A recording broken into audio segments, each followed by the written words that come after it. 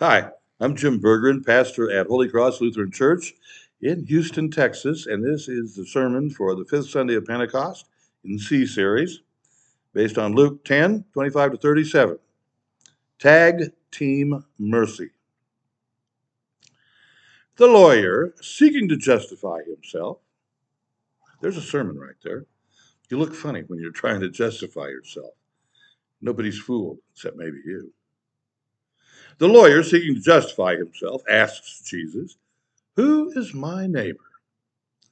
He will naturally expect Jesus to eliminate ruthless Samaritans and brutal innkeepers from the neighborly candidates, because normally they are either predators or wardens of the wilderness road. So Jesus tells a story about two impossible protagonists, a good Samaritan and a merciful innkeeper. What? Jesus makes lighthearted mockery of the political correctness of his time. Jerusalem is almost 4,000 feet in altitude higher than Jericho. 17 miles separate them. It's a busy but dangerous road. It was 3 a.m. on the north side of Chicago. I just finished helping Johnny Young, elderly blues statesman, pack up his guitars and amps and beloved mandolin after two sets at the Wise Fools Pub, not far from Lincoln Park, and down the street from the Biograph Theater, where John Dillinger met his maker. I got on the L train, exhausted. At the end of the line, 63rd Street, deep South Chicago. The conductor woke me and made me sit with him back to 55th Street, the stop I had dangerously slept through. It's likely that he saved my life in the bitterly contested gang territory of the Blackstone Rangers and the Black Panthers. Why would anyone take such a dangerous road? It's the fastest way to get home, to get anywhere. Then, as well as now, you might have to travel risky roads. The nice thing is that Jesus tells this story and gives us leave to interpret it in a multitude of ways. I mean, you got me at once upon a time. I know something great's coming. For me, the Samaritan's God, totally non aligned, perfectly nonpartisan, loving, and relating to a fractured world. The six political parties alluded to in this story are as follows: the victim, an Essene, a priest, a Levite, and of course the Samaritan, mean bandits representing zealot patriots, and the innkeeper, most of whom were retired Roman soldiers. Six political groups described, none of which felt terribly friendly toward one another.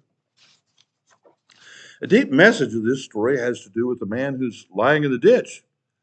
He's the Christ figure, the mystic one, the suffering servant, the king and creator of the universe, who is the most vulnerable and helpless one in it.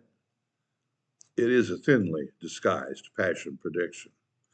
It isn't even really very subtle. The man in the ditch was left to die in the midst of robbers. The cast of characters on Golgotha. Check. He was stripped, beaten, and left for dead. Check.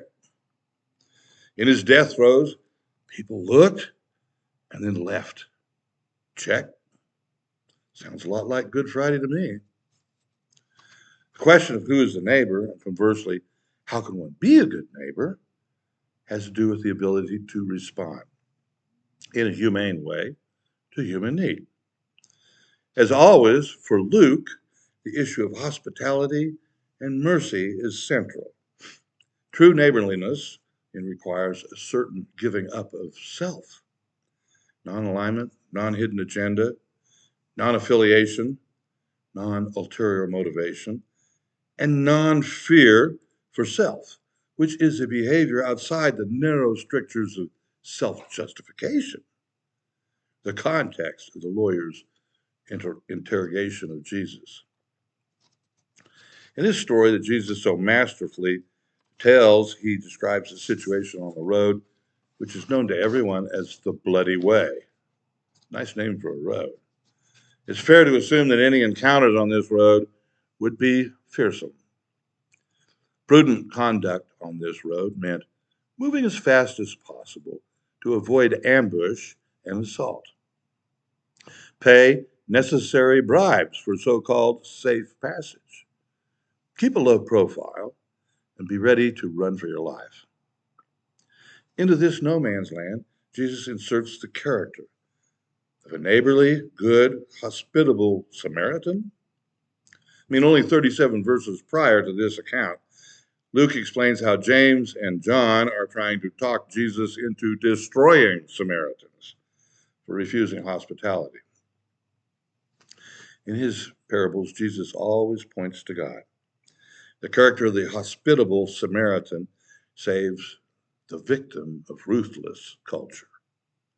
The character of the merciful innkeeper, at the behest of the hospitable Samaritan, provides all the work of extended care for the victim. A Samaritan traveling back and forth in Judean territory was usually a trader. That was considered a despised occupation. He would be seen as a tolerated and protected thief because he made money off of other people's needs. He provided supplies to meet demands. Maybe even an arms dealer selling to both sides. This one had wealth, wine, oil. He could interact successfully with anyone on the road. He frequented inns which were by reputation dirty and dangerous, run by people whose status was even lower than his, than traders. No one with family connections in the area would ever consider staying at an inn. An inn was unclean, run by the unclean, to serve the unclean. Most of those who listen to Jesus tell this story would be sympathetic to the bandits. They were called social bandits. They were everyday heroes of the downtrodden peasants who had lost their property to elite leaders of both Rome and Judea. They were Robin Hoods, Bonnies and Clydes, social justice revolutionaries. They were the rioters, peaceful demonstrators. They were the two other guys on either side of Jesus on Golgotha. Samaritan's characterized as almost divine in his awareness of the whole world around him. He knows the road, he knows the rest stops, he knows the dangers and is prepared for anything, including self-defense. He develops relationships on the bloody way where you're not supposed to stop and talk. The road was his home. He had a schedule, a regular route. He could be trusted by innkeepers. They knew where he was at all times. He had a good relationship with nature, especially his pack animal. He was in good shape and could walk the distance. He had resources of water, wine, and oil. He knew first aid. Religious laws and taboos did not prevent him from performing holy acts of anointment in a secular wilderness demonic place.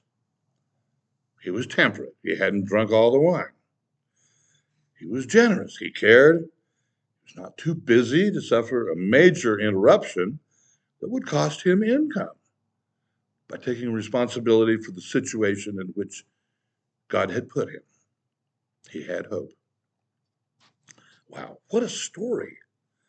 This parable is elicited from the mind of Jesus by a debate opponent who desires to justify himself, and it subtly describes self-justifying behavior by zealots, priests, Levites, even by the victim, helpless victim who could self-justify then as a holy martyr, an exalted victim. But the godly Samaritan redeems and raises up the whole situation, along with the help of his henchman, the despised, cruel ex-soldier of Rome, the now unbelievably merciful innkeeper. Typically, mercy is not a word in the mind of any Roman soldier.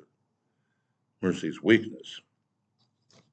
God, the Samaritan, is a first responder. He's an emergency medical technician who saves the life of the victim. He entrusts the victim's recovery to the innkeeper, who is the extended care nurse who will lift a spoon many times to feed, who will empty the bedpan, change the dressings, turn the body to avoid bed sores, and startled out of sleep regularly by the pained moaning of the victim. All of this the innkeeper did, trusting that the Samaritan would return and reward. God will return and reward. On a healing team, that's two very different but very necessary levels of care: divine salvation and moment by moment sanctification, saving and healing. God's care structures for you and me operate at both same levels. The Samaritan and the innkeeper trust each other intimately as they work together. So, how do we self identify in this story? I can understand the heated blood of a zealot, mad about stuff, prone to violent self justification and righteous indignation, a Robin Hood way of doing business. And I can understand the cool rationalizations of the holy ones who are set apart for specific ministries and cannot afford to lose time and energy in giving simple mercy.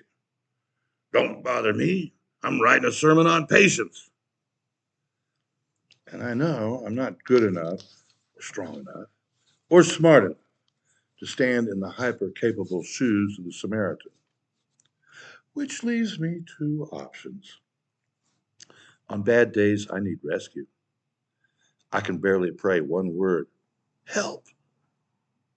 I'm in the ditch, too beaten up and strung out to justify myself.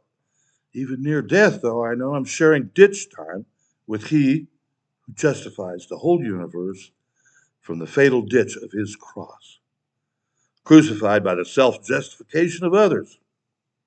So it's okay. I'm safe. Love and trust God all the way. On good days, I can be God's happy henchman, innkeeper, and serve the world of pain that He brings to me as a gift, needing healing care and mercy and restoration. God trusts me. He'll provide the resources. If I go over budget, He'll more than repay when He comes back. Love your neighbors. We know who they are. Amen.